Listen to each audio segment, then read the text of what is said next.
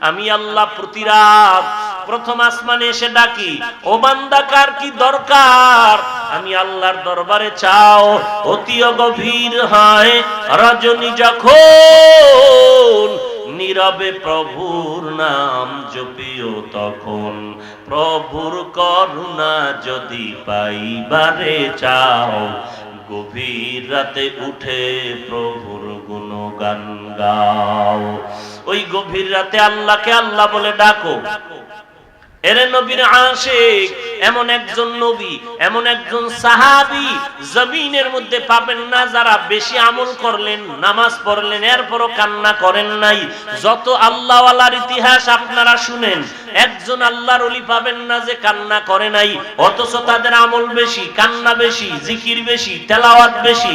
আর আপনার আমার তো কোনো আমলই করি না, যাও করি তা মানুষকে দেখানোর জন্য। আপনার আমার নামাজ তো নামাজের মতোই হয় না, এরপরও কি পরিমাণ কান্না দরকার, অথচ চোখে পানি নাই। কেউ যদি কান্না করে আমরা হাসি তামাশা করি, ঠাট্টা করি, অথচ আল্লাহ বলেন বেশি বেশি কান্না কর, নবী বলেন বেশি বেশি কান্না করো। এক ফোঁটা চোখের পানি যদি ফেলতে পারো, আল্লাহর নবী বলেন জাহান্নামের আগুন হারাম হয়ে যাবে। অতএব কান্না যদি না আসে, আল্লাহর কাছে তৌফিক চাও, হে আল্লাহ কান্নাওয়ালা চক্ষু দান করেন। আয় আল্লাহ আপনি আমাকে মাফ করে দেন, আমি আর অপরাধ করব না, আর জীবনে মা বাবাকে কষ্ট দিব না। আমার হাত গুনার কারণে না পাক, আমার গুনার কারণে চোখ না পাক, আমার গুনাহের কারণে জিহ্বা না পাক, আমার গুনাহের কারণে আমার অন্তর না পাক। ও আল্লাহ আপনি জানেন আর কেউ জানে না। আজ আমি আপনার কাছেই ক্ষমা চাইতেছি, মেহেরবানি করে আমাকে মাফ করে দেন। আর গলায় ছুরি আসলেও নামাজ ছাড়বো না। আল্লাহর কাছে তওবা করো, হেদায়েত চাও। কয়দিন আর দুনিয়াতে বাঁচবো, কোন দিন মরণের ডাক এসে যাবে বলা যায় না। আমি চিরদিন থাকবো না, এমন একটা সময় এই উম্মতের সামনে আসবে, উম্মত আল্লাহ পাবে না, নবীও পাবে না। কেমন করে তারা আল্লাহ এবং নবীর অনুসরণ করবেন? নবী বলেন, এরে উম্মত পেরেশান হইও না, আমি সমাধান দিয়ে গেলাম। আখিরি নবী সমাধান দিলাম, আখিরি সমাধান। আমি নবীও আখিরি, সমাধানও আখিরি, নতুন কোন সমাধান আর আমি নবীও শেষ, আমার সমাধানও কি শেষ। নতুন কারো সমাধান লাগবে? আমি নবী সমাধান দিয়ে গেলাম, ভালো করে কপালে লিখে রাখ। এই কিয়ামত পর্যন্ত আনেওয়ালা উম্মত, আমি নবী একটা চিরস্থায়ী সমাধান দিয়ে গেলাম। তোমরা আমি নবীকে যারা পাইবা না, আমার অনুসরণ কেমনে করবা? আমি একদল বাহিনী রাইখা গেলাম, এদের অনুসরণ যদি করো, আমি নবীজির অনুসরণ হয়ে যাবে। আল্লাহ কয় আমার রসুলের অনুসরণ করলে আমারটা হয়ে যাবে। নবী বলেন আমি যখন থাকবো না, আমি একদল বাহিনী রেখে অনুসরণ যদি করো, আমি নবীর অনুসরণ হয়ে যাবে। আর আমি নবীর অনুসরণ করলে আল্লাহটাও হয়ে যাবে। আল্লাহর অনুসরণ হয়ে গেলে বিনা হিসাবে জান্নাত। কি নাউজুবিল্লাহ। এরে নবীর আশিক বুঝে না, বুঝে না, বুঝার চেষ্টাও করে না, বুঝার চেষ্টাও করে না। এই যে এক গজবের মোবাইল লইয়া বইছে, কি বলা হচ্ছে খবর নাই, ওই কানে খালি বাড়ি লাগতেছে, মোবাইল নিয়ে ব্যস্ত। এই মোবাইলের গজবে জীবন শেষ, যৌবন শেষ, চোখের পাওয়ার নাই, কিচ্ছু নাই, সব ধ্বংস হয়ে গেল আজকে এই গজবের কারণে। এই করোনা, এই গুনাহের কারণে কি? এরপরও তওবা করলি না রে যুবক, আর কয়দিন? ডানে বামে একটু তাকায় দেখ, তোমার আমার মতো কত যুবক কবরবাসী হয়ে গেল। তোমার 40 বছর, 30 বছর, 26 বছর বয়স, এই বয়সের মধ্যে বলো তোমার কত বন্ধু বান্ধব ছিল, আজকে নাই। খেলার মাঠের বন্ধু বান্ধব ছিল, আজ নাই। লেখাপড়ার টেবিলে বন্ধু বান্ধব ছিল, অনেকেই নাই। কর্মজীবনের বন্ধু ছিল অনেক, তোমার আজ নাই। এমন একটা দিন খবর আসবে তুমিও নাই।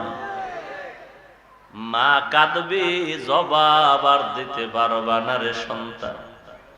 ওই মাকেও তুমি এখন ধমক দাও। মা কয় বাবা মোবাইলটা বন্ধ করিয়ে একটু ঘুমা। সন্তান মায়ের এমন ধমক দেয় যেই ধমক আমার আব্বা জানো আম্মা জানের দেয় নাই। আব্বা জানো আম্মাকে এমন ধমক দেয় নাই, এই কপাল পরা সন্তান মোবাইলের কারণে মাকে যেই ধমক দিয়েছে। যদি দিয়া থাকো, মা বেঁচে থাকলে পায়ে ধরে ক্ষমা নে, নাই তোর কপালে কঠিন কঠিন বিপদ আছে, কপালে কঠিন বিপদ লেখা রাখ। আমার কথা মিথ্যে হইতে পারে, আল্লাহর কথা মিথ্যা হবে? কপালে লেখা রাখ। নোয়াখালীর আম্মা জানের ইজ্জত রক্ষায় সরকারের কাছে আন্দোলন করো, তোর চরিত্রের খবর লইব কেডা?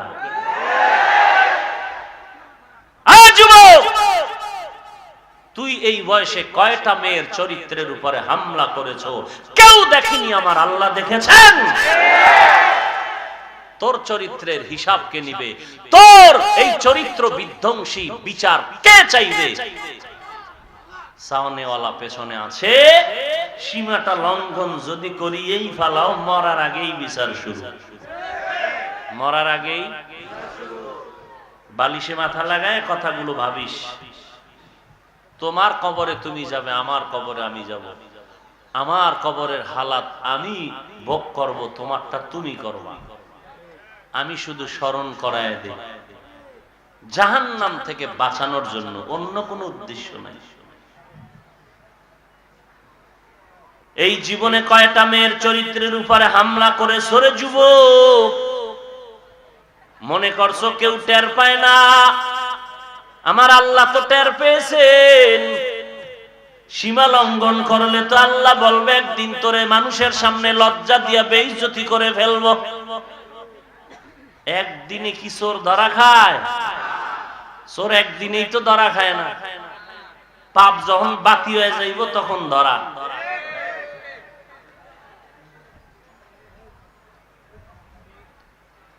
এই 5টা মাইয়ার চরিত্র যদি নষ্ট করো, এক মাইয়া তোর কপালে এসে এমন লাথি মারবে 5টার ঝাল মিলিয়ে দিবে। লেখা রাখ, যদি মিথ্যা হয় আমার জোতা মারবি, জেহেনে পাও। লেখা রাখ। এবার দলিল নিবি কোরআন শরীফে, কোরআন থেকে দলিল নিবি যে তোরে এক মাইয়া তোর 5 মাইয়ার ঝাল মিটাবে, জুতার বাড়ি দিয়া তোর কপালে। কোরআন শরীফের দলিল চাও।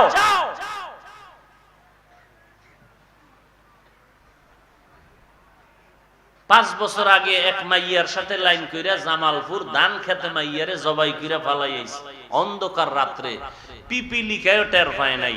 5 বছর পরে আদালতে হাজির। আদালতে দাঁড়ায় কি কয় জানো? মহামান্য আদালত, আমার ফাঁসি হবে জানি, কিন্তু আমি আশ্চর্য 5 বছর আগের খবর জানলেন কি করে?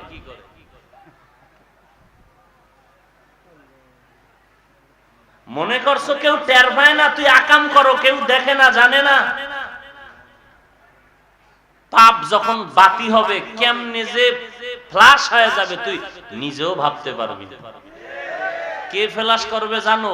তুই যার সাথে আকাম করছো না, হেই করো। এ যুবক, মিথ্যা বললে দাঁড়াস না বেটা। তুই তো আমার কলিজার ভাই, মহব্বতে বলতেছি। তোর চরিত্র নষ্ট হোক, তোর বাপের নাক কান কাটা যাক, এটা চাই না। কারণ আকাম করছো তুই, অথচ ইজ্জত যাবে তোর আব্বা আম্মা। তুই মনে করেছো কেউ দেখে নাই আমি যে অপরাধ করেছি। যার সাথে করেছো সেই প্রকাশ করবে।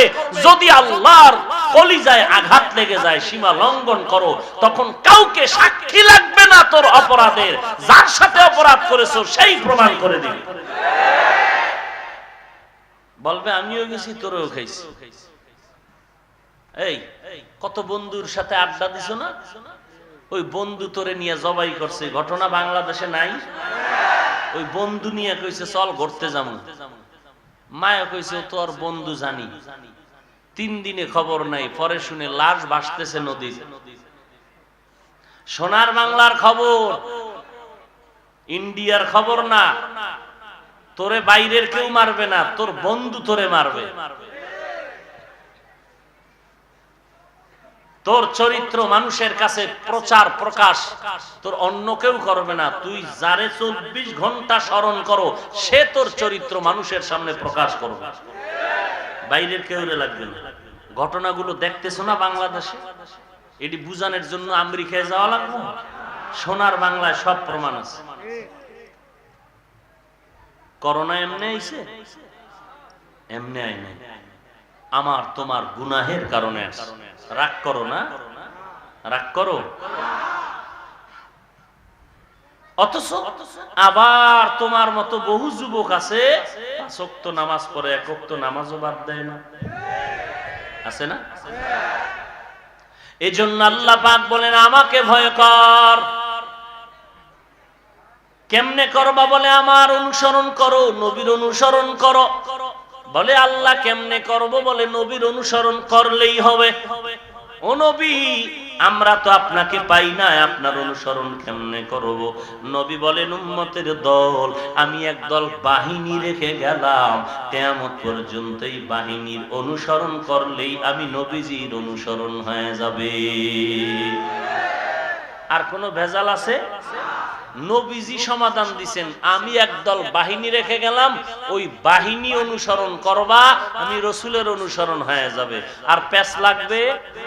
এবার ভালো করে রেকর্ড করো, না হয় তুমি লিখে রাখো, আগামীকাল লেমিনেটিং করে এরপরে ঘরের দরজায় টানায় রাখবা, তাহলে আর কোনো ভণ্ডামি করতে পারবে না। এদেশে তো ভণ্ড নাই, সবাই ভণ্ড হইলে আর কেউ খারাপও নাই, ভালো নাই, সব ভালো। কথা বুঝেন নাই? রসুল যে বাহিনীটা রেখে গেছেন, ওই বাহিনীর নাম ওয়ারাসাতুল আম্বিয়া। হাদিসের ভাষায় ওয়ারাসাতুল, মনে রাখতে পারবেন? রসুলের অনুসরণ কেমনে হবে? রসুল যে বাহিনী রেখে গেছেন, ওই বাহিনীর অনুসরণ করা লাগবে। বলেন সেই বাহিনীর নাম কি? সবাই মুখস্থ করেন, ওই বাহিনীর নাম কি? এবার হাদিসটাও শুনে নেন। ক্বালান নবী সাল্লাল্লাহু আলাইহি ওয়া আলিহি ওয়াসাল্লাম আল উলামা ওয়ারাসাতুল আম্বিয়া। নবী বলেন উলামার ওয়ারিস যারা, ওয়ারাসাতুল আম্বিয়া যেই বাহিনী হবে, ওয়ারাসাতুল আম্বিয়া বাংলা অর্থ হলো নবীজির ওয়ারিস। নবীর সন্তান, মা বাবার ওয়ারিস। মা বাপ মরে গেলে কি পায়? সম্পত্তি। তো নবীর ওয়ারিসরা কি নবীর সম্পত্তি পাবে? তো নবী যে বললেন আমার ওয়ারিস যারা, তাদের অনুসরণ করবা। তো নবীর ওয়ারিস কেমনে? বলে এরা আমি নবীর রেখে যাওয়া ইলমে নবুয়তের ওয়ারিস। ইলমে নবুয়তের ওয়ারিস। এই যারা আমার ওয়ারিস হবে, নবীর ওয়ারিস। হাদিসের শব্দ ওয়ারাসাতুল আম্বিয়া, বাংলা অর্থ হলো নবীজির ওয়ারিস।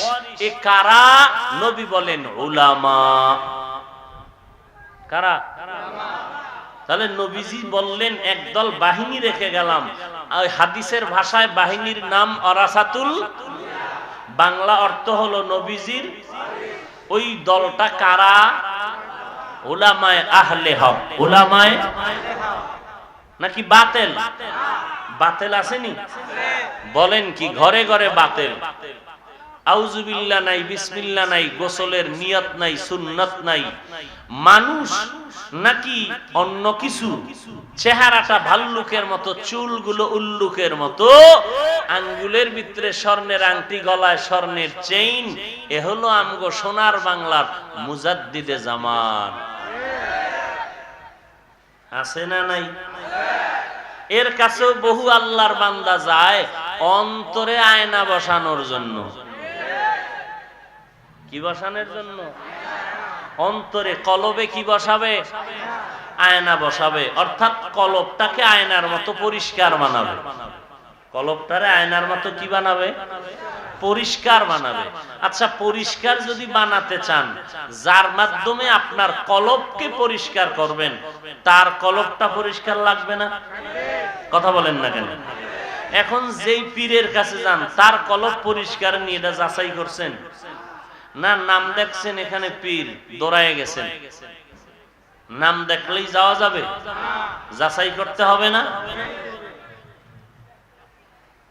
খুব সাবধান, আগে দেখতে হবে যে ওই বান্দার মধ্যে তার কলব পরিষ্কার নেই। আচ্ছা আমাকে বলেন, কলব ময়লা হয় গুনাহ করলে? বলেন, কলব ময়লা হয় কি করলে? আর পরিষ্কার হয় গুনাহ ছাড়লে? বলেন, গুনাহ। কলব ময়লা হয় কেমনে? পরিষ্কার হয় কেমনে? গুনাহ ছাড়লে। এবার গুনাহ কি জিনিস এটা বুঝেন না? না কি ভাই, গুনাহ কি জিনিস বুঝেন না? আচ্ছা বলেন, নবীজির তরিকায় চুল না রাখা, ক্রিকেটারের সাইজে চুল রাখা সওয়াব না গুনাহ? বুঝলেন এটা গুনাহ করতেছেন। আচ্ছা, বেপরদায় চলা সওয়াব না গুনাহ? দাড়ি না রাখা সওয়াব না গুনাহ? নামাজ না পড়া সওয়াব না গুনাহ? কোরআনের বিরোধিতা করা সওয়াব না গুনাহ? নারীদের সামনে বেপরদায় রাইখা জিকির করা সওয়াব না গুনাহ? এরপরে স্বর্ণ পুরুষের জন্য ব্যবহার করা সওয়াব না গুনাহ? মিথ্যা কথা বলা, গালি দেওয়া সওয়াব না গুনাহ? এখন যদি দেখেন আপনার পীর মুজাদ্দিদ সাহেবের দাড়ি নাই, তাহলে তার কলব পরিষ্কার। কলব পরিষ্কার হয় গুনাহ ছাড়লে, ময়লা হয় গুনাহ করলে। তাহলে দাড়ি যে রাখলো না, স্বর্ণের চেইন যে পরলো, বেপরদায় যে চলে, গান বাজায়, মিথ্যা বলে, কোরআন পড়তে জানে না, নবীর সুন্নত মানে না, এই কাজগুলো সে যে করতেছে, সুন্নত ছেড়ে দিচ্ছে, নামাজ বাদ দিচ্ছে, সওয়াব করতেছে না গুনাহ? গুনাহ করলে কলব পরিষ্কার না ময়লা? এমন ময়লাওয়ালা পীর কি আছে? এর কাছে যদি আরেকজন গুনাহগার ওয়ালা যায় আয়না বসাইতে, কলব পরিষ্কার করতে, তো হালাতটা কেমন হয়? লঙ্গির ভিতরে গোবর লাগছে। কি লাগছে? গোবর চিনেন তো? পদ্মা নদীর হালুয়া, গোবর গোবর। লঙ্গির ভিতরে গোবর লাগছে, পাক না না পাক? হ্যাঁ, পাক করার পদ্ধতি আসেনি? কি পদ্ধতি? ওই গোবর যেই লঙ্গিতে লাগছে ওখানে বিদেশি স্প্রে মেরে দাও, মশার কয়েলের স্প্রে, তাহলে আতর, মিস্ক, আম্বর, তা কি ধুইতে হবে? বুঝেও না, কথাও খায় না। আরে মানুষ, একজনে ভাত খাইতে বইয়া মুরগির গোশত দিতেছে, তো বলে ভাই তুমি যে আমার মুরগি দাও, এটা ফার্মের মুরগি না দেশি? কা আলহামদুলিল্লাহ। কি আলহামদুলিল্লাহ? কি ফার্ম না দেশি? কা আলহামদুলিল্লাহ। কি আলহামদুলিল্লাহ? যতবার জিগে একই কথা। এরকম আছে না কিছু মগা বয়ের, বুঝেও না, কথাও খায়, বুঝার চেষ্টাও করেন। তাহলে এখন এই গোবর কি করতে হবে? ধুইবেন কি দিয়া? এই পাবলিক, ধুইবেন কি দিয়া? তো একজন বড় বুদ্ধিমান কয়, পানি দিয়ে যেহেতু ধোয়াই লাগবে, তো স্বচ্ছ পানি, তোমার প্রস্রাব কি? প্রস্রাব এটা পানি না? কত এই পানি দিয়া ধুইয়া ফেলাও। এখন যদি কেউ প্রস্রাব নামের পানি দিয়া গোবর ধোয়, নাপাক গেল না সরাইলো? তাহলে গোবর প্রস্রাব দিয়া ধুইলে যেমন নাপাক আরো ছড়িয়ে যায়, এরকম কোন মানুষ তার অন্তরে গুনাহ লইয়া আরেকটা গুনাহগার ভণ্ডের কাছে গেল, অন্তরে আয়না তো বসাই না, বরং তার নাপাক অন্তর আরো নাপাক হয়ে যায়। এরকম ভণ্ড গুনাহগার আসেনি? এর দিল পরিষ্কার না ময়লা? বেপরদায় চলে, সওয়াব করে না গুনাহ করে? গুনাহ করলে দিল পরিষ্কার না ময়লা? এটা বুঝার জন্য কি বাইতুল মুকাররমে ফতুয়া নিতে হবে? হ্যাঁ, আল্লাহ হেদায়াত দান করুন। এরম পীর বাংলাদেশে আছে? বাংলাদেশে থাকবে না তো কোথায় থাকবে? এটা 12 আউলিয়ার দরবার না, এখন তো সব থাকবে। হায় হায় হায় হায়, আল্লাহ হেদায়াত দান করুন। বুঝবে কি বুঝতেছেন আমি পীর বিরোধী? হ্যাঁ না, আমি পীরের 1 নাম্বার ভক্ত, তবে ভণ্ডের 1 নাম্বার বিরোধী। এই সব ভেজালের মূল একটাই, আল্লাহর আযাবের ভয় নেই। আল্লাহর আযাবের ভয় নাই থাকলে আর এই অপরাধ করি আবার দাবি করতো না আমি পীরানে পীর দস্তগীর। আল্লাহ হেদায়াত দান করুন। এখন বলবেন ওখানে মানুষ যায় কেন? দুনিয়ার কিছু নগদ উপকার পায়। ও ভাই, দুনিয়ার কিছু নগদ পায়নি? আচ্ছা, এটা পায় কেন? এই জবাব আপনি দেন। MBBS doctor, MCPS doctor, FRCS certificate doctor prescription দিয়া ঔষধ দেয়। আপনার টোটাল মাথা ব্যথা, পেট ব্যথার আপনাকে ট্যাবলেট দিল 3টা, প্রেসক্রিপশনের আপনার ভিজিট নিল 1000। ভিজিট নিল কত? ঔষধ দিল মাত্র 10 টাকা। কয় টাকা? ভিজিট নিল কত? কিন্তু আপনাদের নরসিংদী বাস স্ট্যান্ডের সিফাগল্লিতে এক ক্যানভাসার হালুয়া পার্টি, এ হালুয়া বিক্রি করতেছে আর সাথে সাধনার তৈল। কোন প্রেসক্রিপশন নাই, কোন সার্টিফিকেট নাই, চ্যালেঞ্জ জাগাত চান্দি গরম হয়ে যাবে। হ্যাঁ, তার হালুয়া খাইলেই মাথা ঠিক হয়ে যাবে। জাগাত কঠিন চ্যালেঞ্জ দিল, ভিজিট টিজিট নাই। অন্য জায়গায় বেশি 500, আপনাদের কাছে মাত্র 100। কতক্ষণ পর দেখে কাস্টমার নাই, এবার 1 জোড়া 100। এটা শুধু আজকের জন্য, যেহেতু বছরে একদিন আইছি এখন। আচ্ছা বলেন তো, এই হালুয়া খাইয়াও কি কোনো মানুষ উপকৃত হয় না? বলেন, কবিরাজের তেল পরায় উপকার হয় না? আল্লাহ রেখেছেন মানুষের ঈমান পরীক্ষার জন্য। ঠিক তেমনি ভাবে হক্কানি আল্লাহওয়ালার কাছে যেমন গেলে মানুষ কিছুটা উপকার পায়, বন্ডের কাছে গেল দুনিয়ার লাইনে কিছু উপকার পায়, আখেরাতের না। দুনিয়ার লাইনে না আখেরাতের? দুনিয়া। এরপরে তারা যা কিছু করে এটা কোরআন হাদিস দিয়া না, কারণ ওই পীড়িত কোরআন জানে না। যা করে সব জাদু, মন্ত্র, কুফরি, কালাম, জিনের খেলা। বুঝে আসছে কথা? জিনের খেলা। তবে আমি একটা মন্ত্র দেই, মানুষ মানে না, কারণ জিব্বানা আছে ভিতরে, এটা যখন সামনে বেরোয়া যায় তখন তো আর হালাল হারামের তমিজ থাকে না, পাগল হয়ে যায়। কিছু দাও না হয় আপনারা বাংলাদেশের যে কোনো পীর আছে যার দরবারে যাবেন, যত বড় ভণ্ডের দরবারে যান, আমার একটা শর্ত যদি মানতে পারেন তো বিপদে তেমন পড়বেন না। 1 নাম্বার, ওই দরবারের সীমানায় ঢুকার পরে এক ঢোক পানিও পান করবেন না। করছেন তাহলেই বিপদে পড়ছেন, কারণ নাম দিছে তবারক, খাইলেই হয়ে যাবে মোবারক। বুঝেন নাই?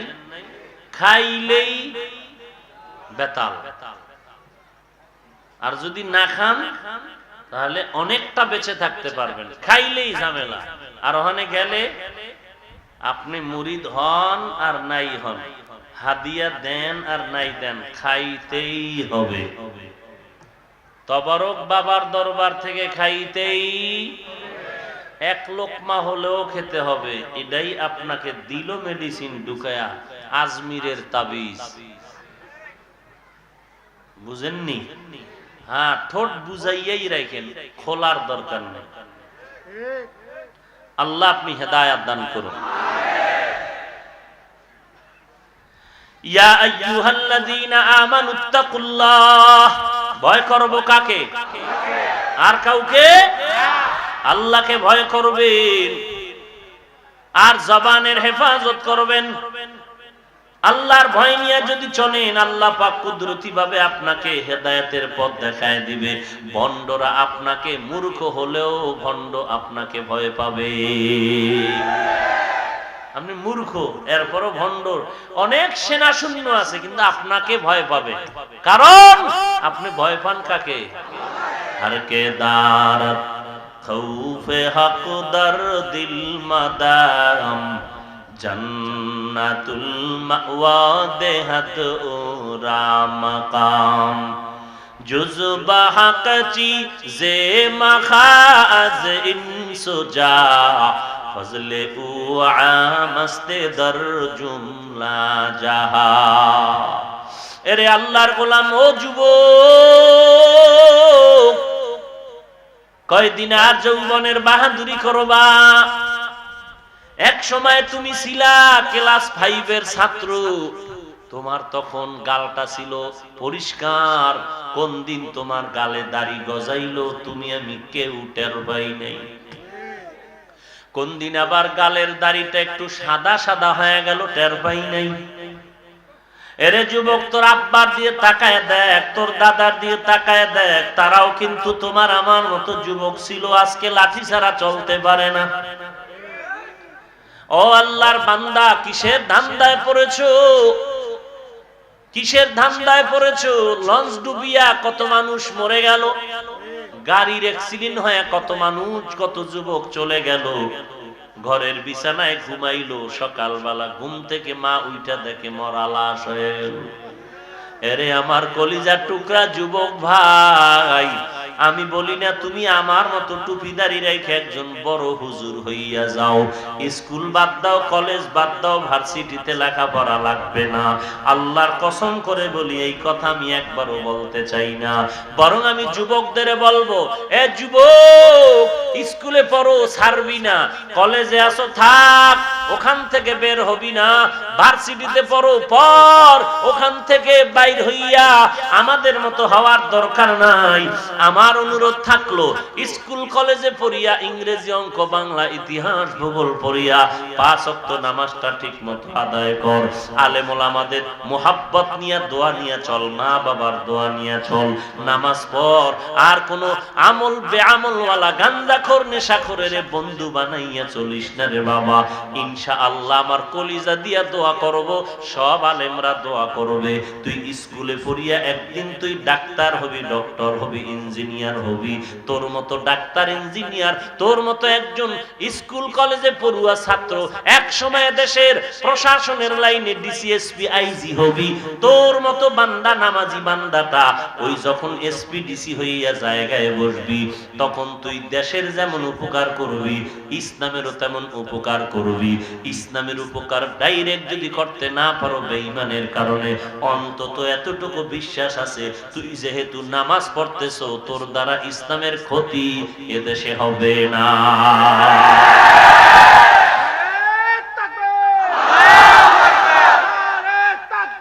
ভাইরা আমার, অনুরোধ করে বলছি রে যুবক ভাই,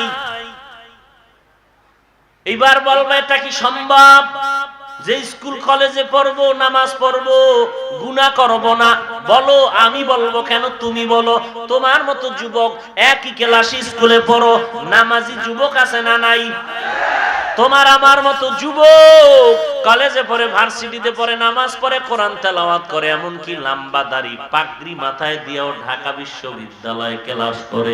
মিথ্যা বলিস না, সত্য বল, আছে না নাই?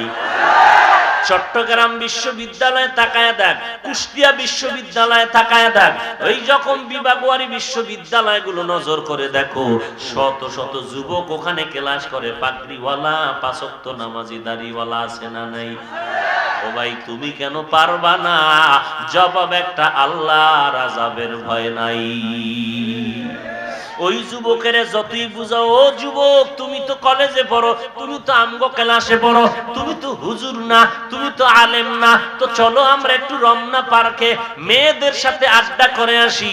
তোমরা সবাই যদি যাও, তোমার ক্লাসের ওই নামাজি যুবক বলবে আমার অসুস্থতা আছে, আমি বড় সমস্যা, আমি যেতে পারবো না। যদি তোরা রাগ করো তখন এমন একটা ওজর দিয়া চলে যাবে, উদ্দেশ্য ওর মা অসুস্থ না, উদ্দেশ্য ওর অন্তর বড় অসুস্থ। কারণ ও এমন আল্লাহর ইবাদত করিয়া মজা পাইছে, এখন মনে করে ওই গুনাহগার, ওই গুনার আড্ডায় যদি আমি যাই, মনে হয় না জানি আল্লাহর গজব আমার উপরে পড়ে যায়। কার ভয়? ও যুবক, ব্যবসা করো, চাকরি করো, যা করো, পাঁচ ওয়াক্ত নামাজ পড়তে বাধা নাই। একটু চিন্তা করো, বালিশে মাথাটা লাগায় যখন ঘুমাও, বাতি নিবাইয়া দাও, 1 মিনিট চিন্তা করো, আসিলা কই, আসো কই, যাইবা কই। তোমার হায়াত আর কতদিন বাকি জানা নাই। এই জীবনে কত যুবক বন্ধুর জানাজার নামাজের ইমামতি করলাম, কবরে রাখলাম।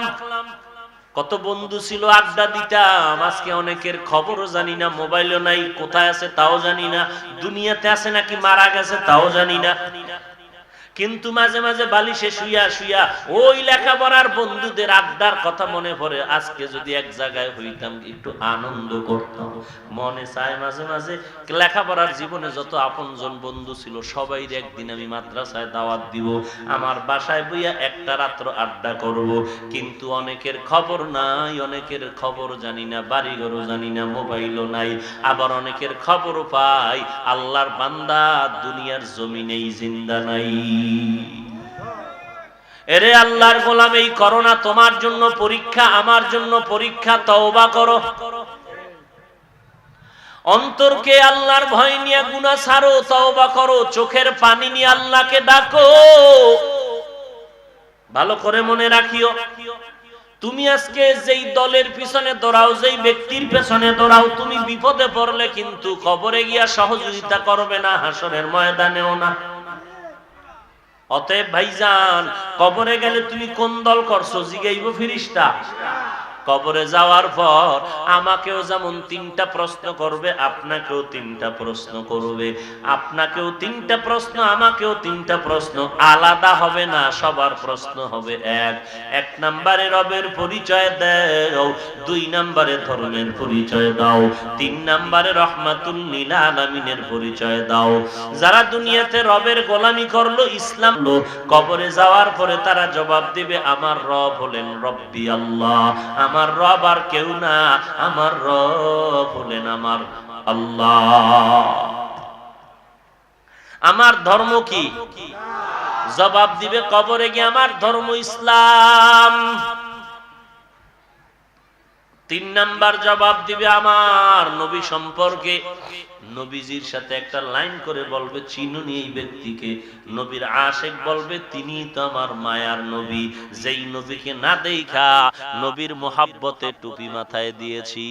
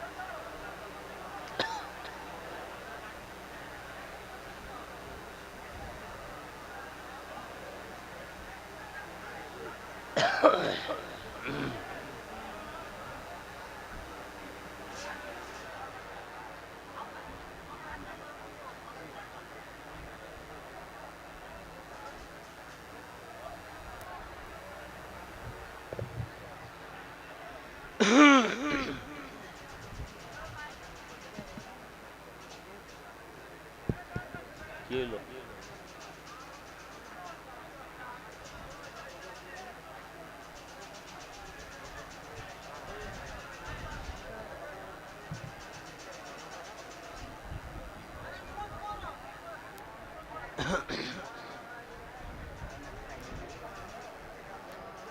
আল্লাহ,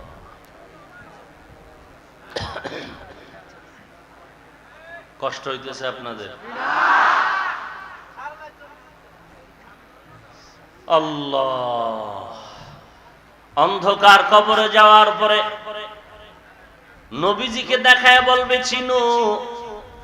নবীর আশেক সুন্নতের আমলওয়ালা বলবে তিনি তো আমার সেই নবী, যেই নবীর মোহাব্বতে আমি নবীর মোহাব্বতে টুপি মাথায় দিয়েছিলাম। পক্ষান্তরে যারা রবের গোলামি করলো না, ইসলাম মানলো না, নবীর সুন্নত মানে না, অন্ধকার কবরে যখন জিজ্ঞেস করা হবে তোমার রবকে, বলবে লা আদ্রি, আমি কিছুই জানি না। এরে যুবক, এই অন্ধকার কবরে যখন জিজ্ঞেস করা হবে তোমার ধর্ম কি, বলবে তাও আমি জানি না। কারণ দুনিয়ার মধ্যে সে আল্লাহ মানে না, ইসলামের আমল করে নাই। নবীজিকে দেখায় বলবে চিনুনি, বলে না চিনি না। আর যে আশেক বান্দা জবাব দিবে, আল্লাহ বলবেন জান্নাতের বিছানা কবরে বিছায় দাও। আর গুনাহগারকে আল্লাহর অর্ডার হয়ে যাবে, ও ফেরেশতা এই বান্দাকে আর সুযোগ দেওয়া যাবে না, কবরের মধ্যে জাহান্নামের বিছানা বিছায় দাও। আল্লাহ অর্ডার করবে, রে কবরের মাঠে এই গুনাহগারকে আর সুযোগ দেওয়া যাবে না। আমার দেওয়া পানি, আমার দেওয়া মাছ, আমার দেওয়া বাতাস, আমার দেয়া সূর্যের আলো, চাঁদের আলো সব ভোগ করার পর এই বান্দা আমার হুকুম মতো চলে নাই, নামাজ পড়ে নাই, রোজা রাখে নাই, আলেম ওলামাদের কথা শুনে নাই। আলেম ওলামারা বলছে নামাজ পড়ো, নামাজ পড়ে নাই, আর সুযোগ দেওয়া হবে না। এর কবরের মাটি দুই পার্শ্ব থেকে সজোরে চাপ দাও। চাপের কারণে বেঈমান নাফরমানের পাজরের হাড় চুরমার হয়ে যাবে। কবরে জাহান্নামের আগুন প্রজ্বলন করা হবে। একটা নয়, দুটো নয়, 70টার থেকে 99টা সাপ। নবীজি বলেন কত বিশাল বিষাক্ত সাপ, একটা নিঃশ্বাস যদি জমিনে দিত সব ফসল নষ্ট হয়ে যেত। এরে নবীর উম্মতের দল, সূর্যের গরম সহ্য করতে পারি না, জাহান্নামের গরম কিভাবে সহ্য করবানে মুমিন? একটা চিমটি কাটলে ব্যথা পাই, সইতে পারি না। ফেরেশতাদের ওই ব্যথাঘাত কেমন করে সহ্য করে নিবারে মুমিন ভাই? আল্লাহর দরবারে তওবা করো। এই লকডাউন আমাদের জন্য পরীক্ষা, গুনাহের কারণে আসছে। আল্লাহর দরবারে বিনয়ের সাথে তওবা করো, হে আল্লাহ এই জমিনে আমার মতো গুনাহগার কেউ নাই। আমার গুনার কারণে আমার সন্তানেরা কষ্ট পায়, আমার গুনার কারণে আমার মা বাবা কষ্ট পায়, আমার গুনার কারণে এলাকার মানুষ, সমাজের মানুষ কষ্ট পায়। আয় আল্লাহ, আমি শয়তানের ধোঁকায় পড়ে গুনাহ করেছি, মেহেরবানি করে আমাকে মাফ করে দেন। আজকে থেকে নামাজ ছাড়বো না, বেপরদায় চলবো না, নবীজির সুন্নতের বিপরীত চলবো না, মা বাবাকে কষ্ট দিব না, সহিভাবে কোরআন তেলাওয়াত করব, 5 ওয়াক্ত নামাজ আমি আদায় করব। ও দয়ার মালিক, আজকে থেকে আমি তওবা করে নিলাম, আর আমি গুনাহের কাছেও যাব না। এরে আল্লাহর বান্দা, তুমি আমি কি পরিমাণ অপরাধ করেছি? চোখ দুইটা বন্ধ করে একটু পেছনের জীবনের দিকে তাকাও, মনে হয় যেন এই ময়দানে আমার মতো অপরাধী গুনাহগার আর কেউ নাই। আল্লাহ বলেন, এরে গোলাম, এই গুনার খবর যদি আমার আত্মীয় কেউ জানতো, আমাকে ঘৃণা করে তাড়ায় দিত। আল্লাহ বলেন, এরে গোলাম, আমি জানার পরও তোমাকে তাড়ায় দেই নাই। আমি আল্লাহ তোমার উপরে বেজার না, আমি আল্লাহ তোমাকে মোহাব্বতের নজরে তওবার পথে ডাকতেছি। আল্লাহর কাছে তওবা করো, আল্লাহ জীবন থাকতে আর কোনোদিন নামাজ ছাড়বো না, নবীর সুন্নাত ছাড়বো না। ও আল্লাহ, আমাদের সবাইকে আপনার মোহাব্বত নিয়ে নবীর তরিকায় চলার মতো তৌফিক দান করেন।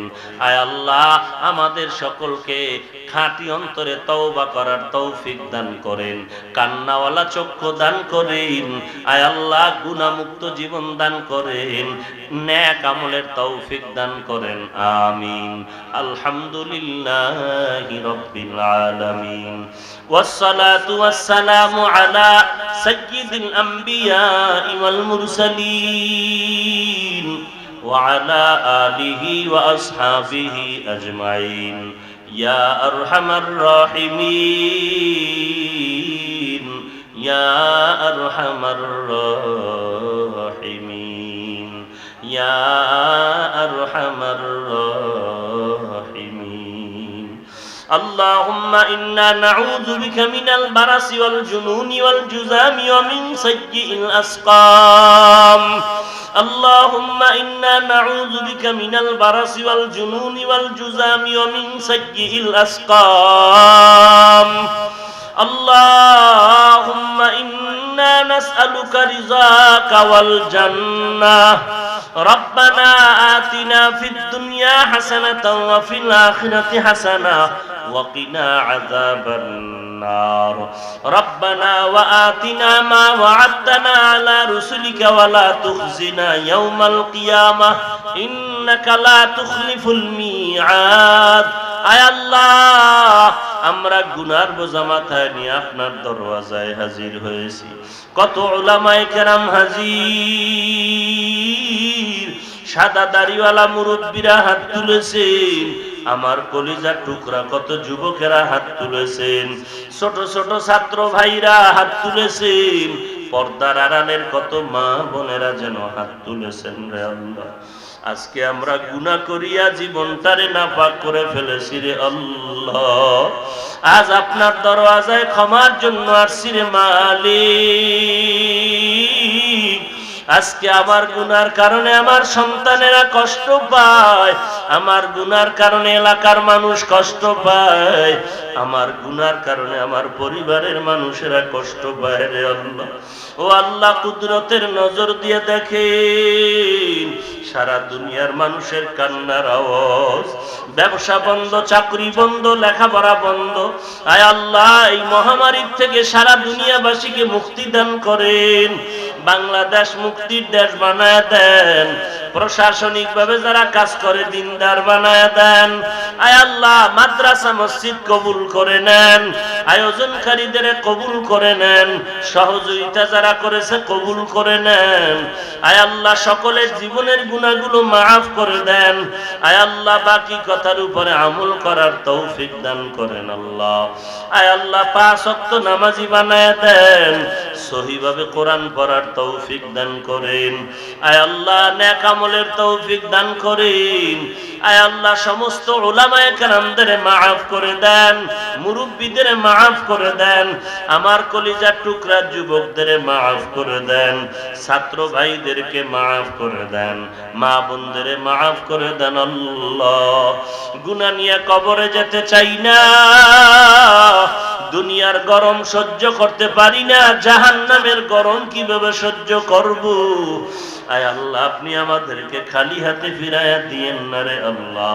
সকলের জীবনের গুনাহ মাফ করে দেন। আয় আল্লাহ, কুদরতের হাতে আমাদেরকে কবুল করে নেন, নবীজির সুন্নাত ওয়ালা জিন্দেগি দান করে